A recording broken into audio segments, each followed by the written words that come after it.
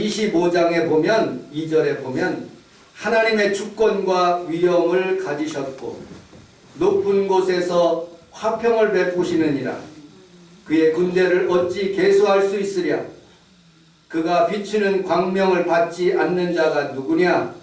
그런즉 하나님 앞에서 사람이 어찌 의롭다며 여자에게서 난 자가 어찌 깨끗하게 하랴. 보라, 그의 눈에는 달이라도 빛을 발하지 못하고 별도 빛나지 못하거든. 하물며 구더기 같은 사람, 벌레 같은 인생이리야. 이렇게 말씀하고 있습니다. 하나님이 모든 사람들을 빛을 비춰주시고 광명을 받지 않은 사람이 없다는 것입니다. 하나님 앞에서 모든 사람들이 의롭다함을 받지 못하고 그리고 모든 것들이 다 하나님 앞에서 벌거벗은 존재로 우리는 어찌 보면 구더기 같고 벌레 같은 그런 존재라고 말씀하고 있습니다. 그래서 모든 사람들이, 특별히 크리스찬들이, 예수 믿는 사람들이 하나님의 주권을 세우고 하나님께 영광 돌리는 삶을 살아가는 것을 제일 분명한 목적으로 삼아야 되는 것입니다.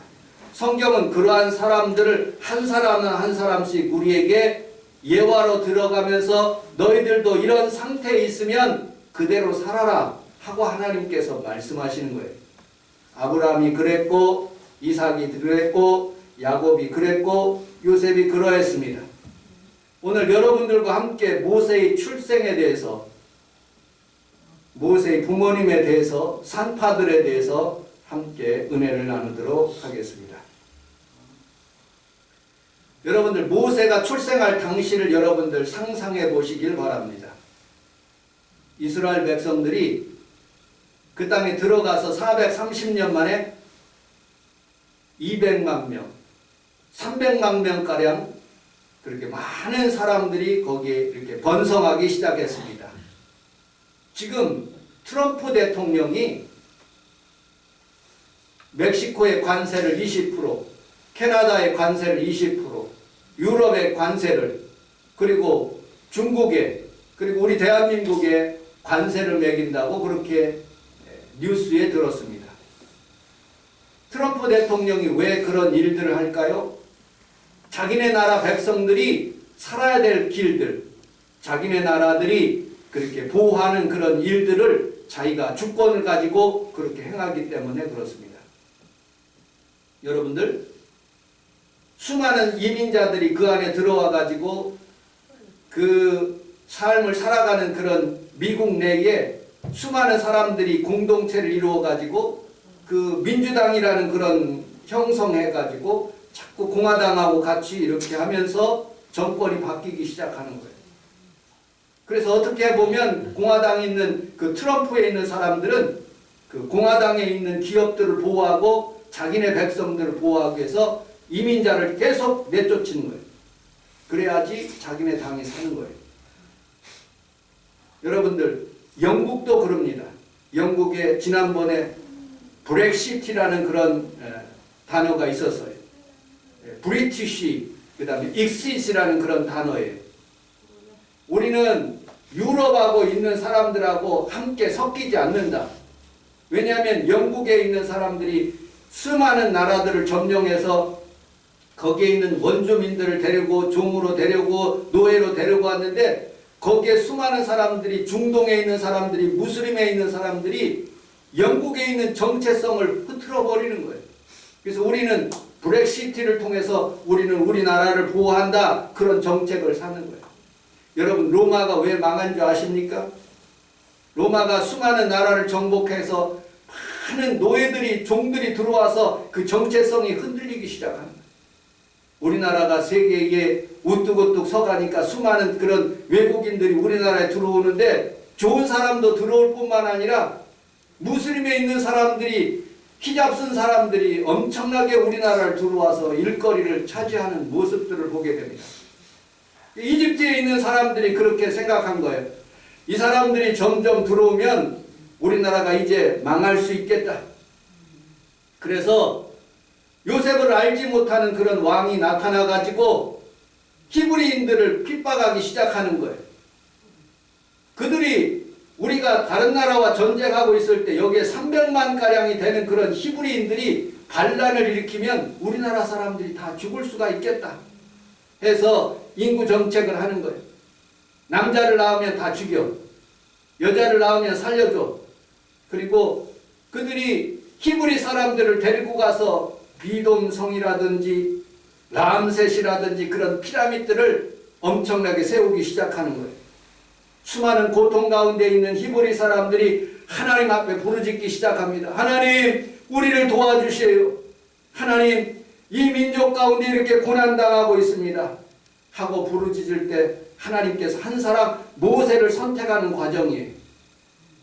그 모세를 선택하는 그런 과정 속에서 히브리의 산파들이 왕의 애굽 왕의 말을 듣지 않고 아들을 낳으면 살리고 딸도 살리고 하는 그런 왕의 명령보다도 하나님의 명령을 따라서 그렇게 살리는 모습을 보게 됩니다. 히브리 여인들이 도와주는 거예요. 왜 그렇게 도와주냐 했더니 히브리 여성들이 애굽에 있는 여성들보다도 더 힘이 있고 건강하여서 아기를 순풍순풍 잘 낳습니다 하고 그렇게 거짓말을 하는 것이죠. 여러분들, 저는 어린 시절에 우리 5남매, 내 동생부터 시작해서 다 있는데 외할머니 산파이에서 그 동네에 있는 할머니들이 와가지고 우리 어머니의 태에 탯줄을 끊고 아이들을 다 받았어요. 예전에는 산부인과가 없었어요. 그리고 모든 사람들이 다 시어머니, 외할머니 통해서 그렇게 낳은 그런 모습들을 보게 됩니다. 지금 예전에는 산부인과가 없었던 시절에는 여성들이 아기를 낳다가 죽기도 하고 아이가 죽기도 하는 모습들을 보게 됩니다. 그런데 지금은 산부인과가 얼마나 잘 발달됐든지 어느 설교를 준비하면서 그런 생각을 해봤어요. 우리 처가 우리 평강이를 임신했을 때 이게 애가 나오지를 않는 거예요. 그래서 배를 갈라가지고 그 아이를 꺼내놔서 제왕절개 수술로 우리 평강이를 받은 거예요. 그 배가 얼마나 아팠을까. 생각을 해보면 정말로 죽을 수밖에 없는 상황 가운데 하나님께서 우리 아들을 그리고 제왕절개 하는 거는 사람들을 통해서 그렇게 건져주시는 모습을 보면서 이 부하와 십부라를 생각해 보았습니다. 여러분들, 우리는 살아가면서 하나님의 은혜로 살아가는 사람들에게 하나님께서 이렇게 축복하시는 거예요. 우리 17절을 같이 한번 읽어보도록 하겠습니다. 17절 시작. 그러나 산파들이 하나님을 두려워하여 애굽 명령하고 남자를 살려주시라. 21절을 읽어보도록 하겠습니다. 21절 시작. 그 산파들은 하나님을 두려워하여 하나님의 집에 사모하게 하시니라. 우리 함께 따라하겠습니다. 하나님을 경외함으로, 하나님을 두려워함으로, 여러분들 복을 받는 거예요. 하나님을 경외하는 사람, 하나님을 두려워하는 사람, 하나님을 사랑하는 사람, 그 사람들이 하나님께 복을 받았어요. 그들의 집안이 흥왕해졌다고 말씀하고 있습니다. 왕의 말을 듣는 것보다 하나님의 말씀을 듣고 살아가는 사람들이 하나님께 복을 받는 거예요. 그것이 얼마나 어려운지 아십니까? 우리는 말로 쉽게 그렇게 할 수가 있어요. 어설픈 신앙이 아닙니다. 살아있는 하나님이 나에게 함께 하신다는 그런 믿음이 확신이 있었을 때 그런 행동을 하는 거예요. 그거 잘못해서 들키는 나라는 부하와 십부하가 죽는 거예요. 초대교회 시절에 얼마나 많은 사람들이, 순교자들이 죽음을 당했습니까? 스데반이 돌로 침을 받았고요. 베드로와 바울과 그리고 예수님의 제자들이, 여러분들 수많은 사람들이 죽임을 당하는 모습들을 우리가 성경을 통해서 잘 알고 있습니다. 예수 믿는 것은요 그렇게 쉬운 문제가 아니에요. 그냥 어영부영 믿을 수 있으면 그거는 그냥 형식적인 신앙이겠죠. 근데 정말로 하나님 살아계심을 믿고 신실하게 믿는 것은요 굉장히 어려운 거예요. 왜냐? 마귀가 우리를 괴롭히기 때문에 그렇습니다. 저는 이제 신학교를 졸업하고 전도사 3년을 마치고 이제 목사 안수직을 받게 되었어요. 시험 준비를 하고 있는데 오복교라는 그 집에서 전세를 살고 있는데 2층에서요. 내가 평생에 그렇게 아파본 적이 처음이에요. 나는 병원 간 일도 없고요. 입원도 한 번도 해본 적이 없어요. 그런데 물론 뭐 감기로 인해서 여러 번 이렇게 왔다 갔다 하긴 했지만 병원에 입원한 적은 없었어요. 그런데 일주일 내내 목사 모시가 눈앞인데 하나님께서 아프시게 하는 거예요. 뭐 사탄의 시험을 받게 하는지도 모르겠어요. 열이 펄펄 올라오고 글자를 읽을 수가 없어요. 그 조그만한 방에 들어가 가지고 얼마나 열이 나는지 나는 그때 그렇게 아픈 적을 처음으로 경험해 봤어요. 그러면서 생각했어요. 이 마귀가 나를 목사 안수직을 못 주기 위해서, 시험을 못 보기 위해서, 나를 떨어뜨리기 위해서 그렇게 노력하고 있구나. 그리고 믿음으로, 그리고 그 엎드려서 시험 공부를 하고 하나님의 말씀을 읽고 또 암기하고 그리고 시험을 준비하는 그런 기간을 생각해 볼 때 여러분들 그렇게 신앙생활이 쉽지 않다는 것을 우리가 알게 되었습니다. 여러분들 비록 마귀가 여러분들을 방해할지라도 믿음으로 이기시는 귀한 성도들이 다 되시기를 주님의 이름으로 축복합니다. 아멘. 우리 좌우에 있는 분하고 그렇게 인사하도록 하겠습니다. 성도님은 하나님의 사랑을 받고 있습니다. 하나님의 사랑을 받고 있습니다. 아멘. 여러분, 현존하는 가장 큰 다이아몬드가 1905년 컬리넌이라는 그런 광산에서 발견됐어요. 그 다이아몬드가 3106캐럿, 얼마나 큰지 다이아몬드가 3106캐럿이 그거를 영국 왕에게 바친 거예요. 이름은 아프리카의 별, The Star of Africa. 아프리카의 별이라는 큰 다이아몬드를 세상에서 가장 큰 별을 바친 거예요. 근데 530캐럿 그 여왕의 왕 이렇게 대관식 때 쓰는 거기에다가 집어넣고 홀에다가 거기에다 집어넣어 가지고 약 4천억 정도의 그런 다이아몬드를 이렇게 엘리자베스 2세 때 죽었을 장례식 때 그렇게 보였고 그 찰스 왕세자가 보면 요 다이아몬드 여기 홀이 여기에 있는데 그게 4천억 정도 된다고 합니다. 이렇게 귀한 것을 이렇게 가지고 있어요. 그런데 여러분들 그런 다이아몬드보다도 우리 김혜기 권사님이, 우리 김성애 권사님이 더 귀한 분이에요. 아멘. 수많은 그런 사람들은 무슨 물질로, 차량으로, 아파트로 자신의 권세를 나타나려고 해요? 아닙니다. 예수 믿는 것으로 나타내요. 아멘. 그것이 제일이고 가장 귀한 것이에요. 내가 비록 돈은 많이 없을지라도 내 마음속에 하나님이 살아계시면 그것이 제일인 것을 여러분들이 믿음으로 고백하시기를 주님의 이름으로 축복합니다. 아멘. 우리 마태복음 16장 26절을 같이 한번 읽어보도록 하겠습니다. 시작. 사람이 만일 5천원을 얻고도 제 목숨을 잃으면 무엇이 유익하리요? 사람이 무엇을 주고 제 목숨과 바꾸겠느냐? 아멘. 송대관 씨가 죽었대요. 네, 죽었더라. 네. 그 누구야? 노래 제일 잘하는 누구지? 그 사람이 부조를 9천만 원을 했대.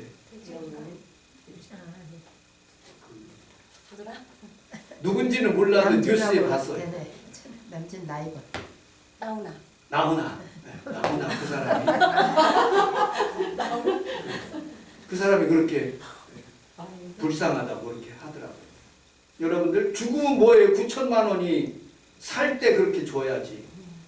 여러분들 세상에 어떤 돈보다도 생명, 지금 살고 있다는 것, 그것이 감사하고 하나님의 축복이에요. 사람이 만일 5천을 얻고도 제 목숨을 잃으면 무엇이 유익하리요? 사람이 무엇을 주고 제 목숨과 바꾸겠느냐? 여러분들의 생명이, 여러분 예수 믿는 것이 죄인 것을 믿으시기를 주님의 이름으로 축복합니다. 출애굽기서 2장 1절을 같이 한번 읽어보도록 하겠습니다. 시작.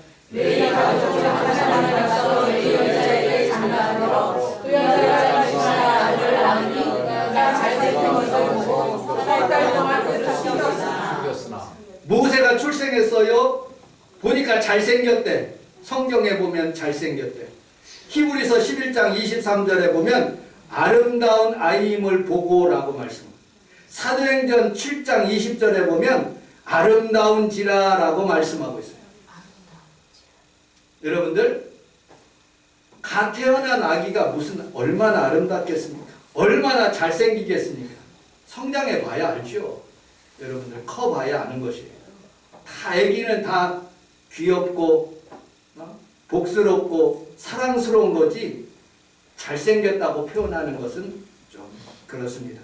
그런데 어쨌든 성경에서 아름답고 잘생겼고 귀하게 생겼다 그러니까 귀한 거예요.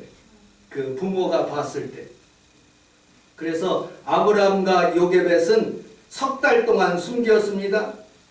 갈대 상자를 만들어 나인강으로 데려가서 갈대 상자를 띄웠습니다.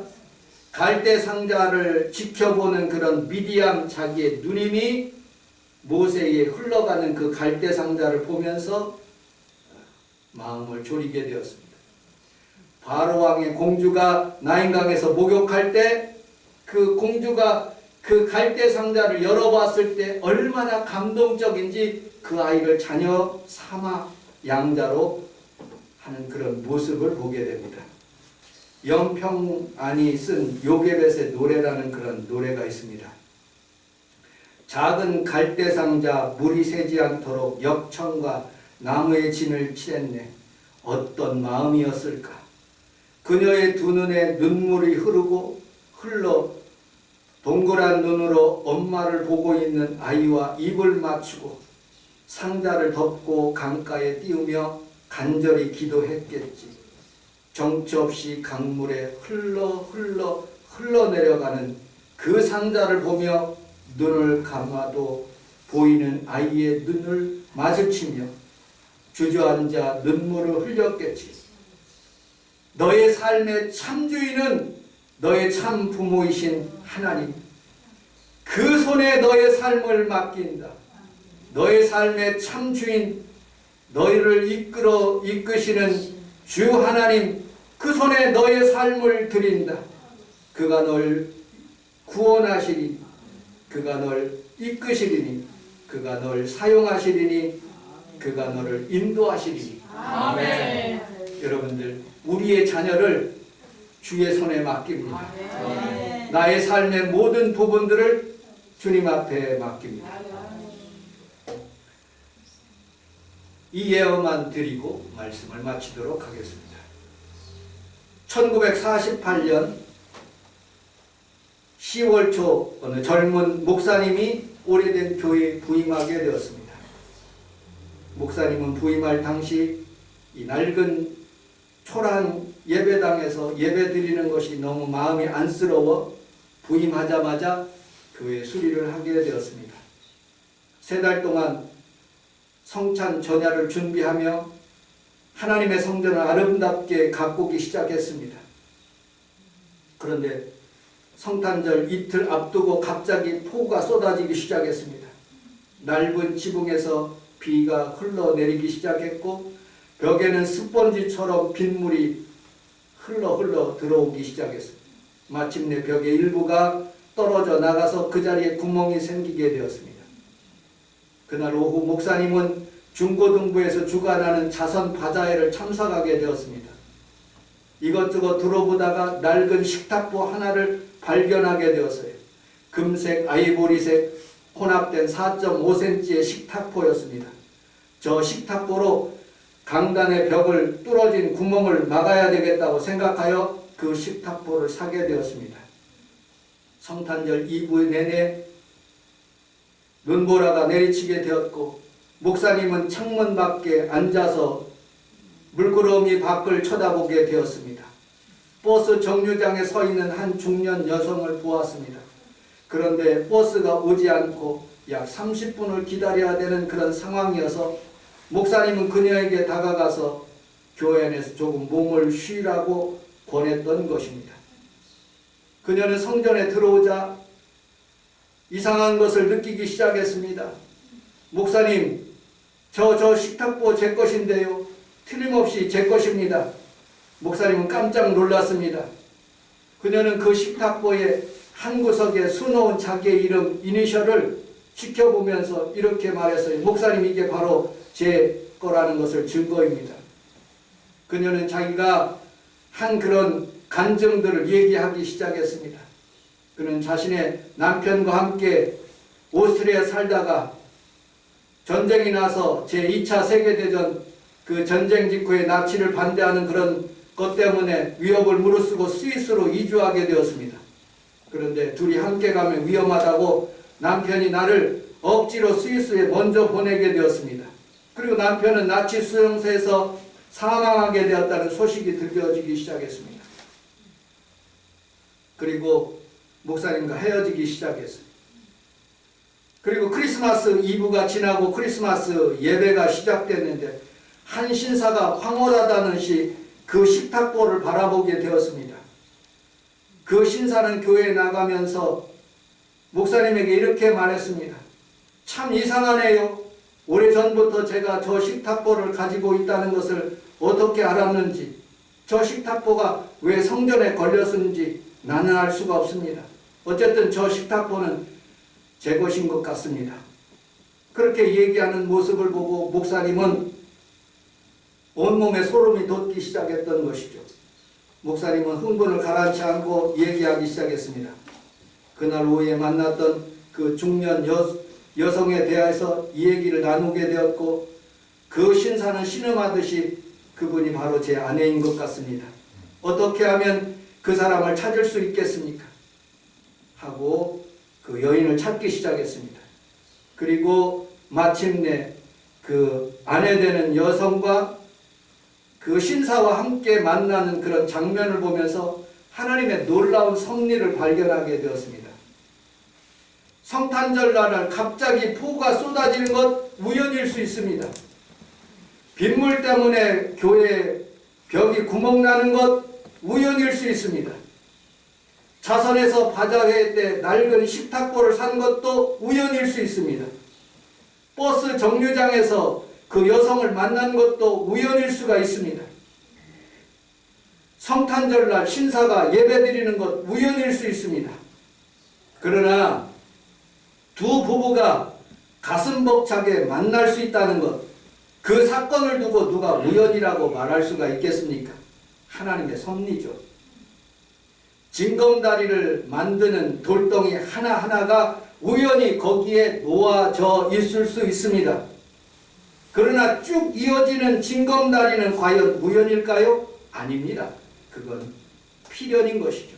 누군가 의도하고 그 돌덩어리를 하나씩 하나씩 징검다리를 놓듯이 그 다리를 놓은 것이죠. 나는 우리 성원 순복음교회 오기 전에 여러 가지 마음의 갈등도 많이 했습니다. 과연 이것이 하나님의 뜻인가? 그러면서 22년 동안 23년 동안 여기에서 이 장소에서 목회를 하면서 많은 사건들 보게 되었어요. 우리 원복리 안수희 집사님이 이 자리를 섬기고 있는 것, 김재복 집사님이 우리 복용인가 새벽기도 나와서 이 성전에서 예배드리는 것, 그리고 모든 성도들이 우연처럼 우리 임경의 성도가 이 성전에 올라온 것들 다 우연인 것 같지만 하나님께서는 그 우연이 아니라 하나님께 섭리로 하나님의 주권으로 이곳에서 목회하게 하시고 성도들과 함께 신앙생활하게 하신 것 하나님이 하시는 것입니다. 아멘.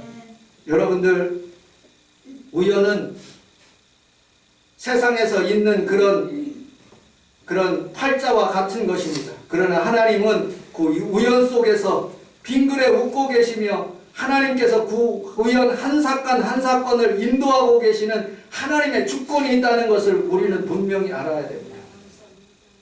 모세를 그 나인강으로 떠나보내는 그 요게벳과 그리고 그 모든 식구들이 마음 졸이는 그 가운데서도 하나님께서는 그 갈대 상자를 열고 빵긋 웃는 그 모세의 어린아이의 모습을 통해서 하나님께서 그 바로의 공주의 마음에 감동을 주시고 그 아들을 선택하신 거예요.